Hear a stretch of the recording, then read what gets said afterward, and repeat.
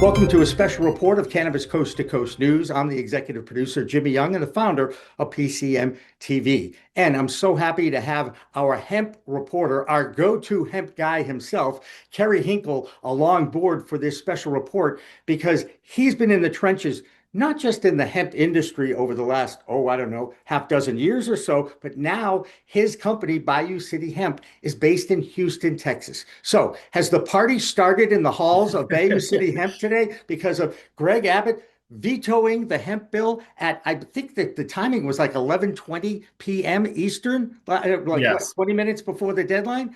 And Kerry, thank you for allowing me to listen in to your Lieutenant Governor Dan Patrick's reaction. But first, let's get the reaction from your company. There's relief more than anything else for the hemp industry in Texas today.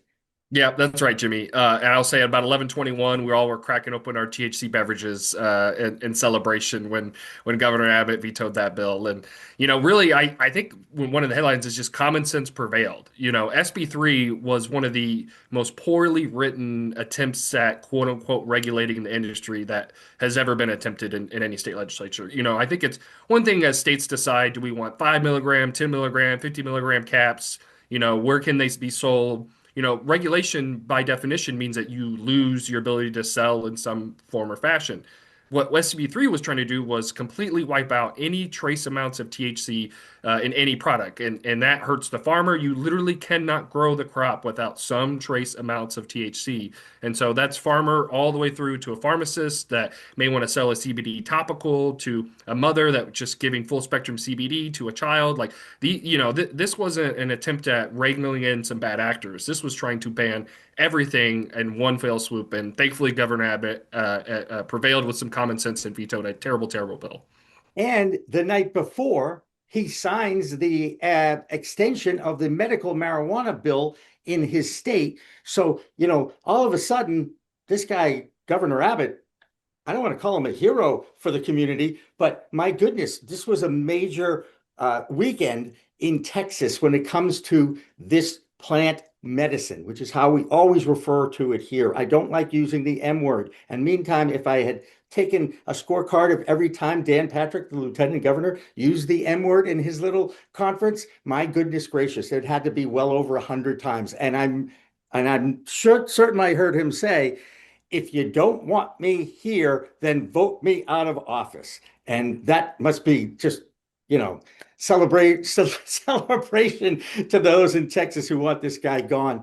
What's next now in Texas? Is the Senate going to take this up again? Is there going to be, a pay-per-view UFC fight between Greg Abbott and Dan Patrick? I'd pay to watch that. Yes, I would too. I would be first in line to watch that one. But yeah, so what happens now is we head to special session. So that's going to start on July 21st. In Governor Abbott's veto letter, he mentions a few principles that he would like to see applied to what a potential regulatory bill would look like. And that includes only selling it in establishments that are 21 and over, some standardized truth in labeling and manufacturing practices. Strangely, some bans on buying the products on Sundays and only being able to sell them from 10 a.m. to 9 p.m. Central. And by the way, Jimmy, a lot of those provisions are related straight from the TABC code or the Texas Alcoholic Beverage Commission. So, they're looking at just selling these products just like liquor is. And, we have some pushback on that and some things that we'd like to see tweaked, Jimmy. But I think in general, when you say like, okay, we want to keep these products out of the hands of kids, and we answer with, let us sell where liquor is sold. I think that can be a common sense approach to what I think really needs to happen in the state. So again, it's not perfect to do it that way. There's some gripes and, they want to ban on-premise consumption, and we have a bar that dispenses THC beverages on tap. I don't want to see that bar close. We've had way more incidents with people consuming beer at our bar than we've ever had incidents of people consuming THC beverages. So there's definitely some tweaks to be made. But again, this is a deep breath and a win for sanity and pro business, pro veteran. I think one thing, Jimmy, that I'm looking out for when we go to special session is during regular session, all of these factions of the hemp industry hired their own lobbyists and had their own piece. They had the vape guys over here, the THCA flower, Delta 8. We were, more on the beverage specific side of things. And we were all in our own corner advocating for our own company. And SB3 was so poorly written and so bad that everybody came together and said, we have to oppose this. And so what I'm worried about now is as we go into special session, does everyone go back into their own corners again? You know, do we lose the unity we had during this last month, and now we're back into infighting and worried about, well, if I can't sell my 100 milligram gummies, you know, to gas stations, and I don't want to support a bill. And so, you know, that's something that I'm trying to use this momentum to keep unity here with the industry. That's right. And there's so much more to talk about, Kerry, but we're running short on time. So I'm going to wrap this up. But I promise the people that do watch Cannabis Coast to Coast news on a regular basis, we will be keeping you up to date on what is going on, because this is a mess that the federal government created in 2018 when the Farm Bill was passed and no regulations were in place. They just kind of threw it out there and said, just keep it under 0.3% THC and it's legal. Well, how's that worked out? You know, it's kind of like the social media companies. They gave the keys to the asylum to let them decide what makes community guidelines and what doesn't. In other words, you could censor your own content.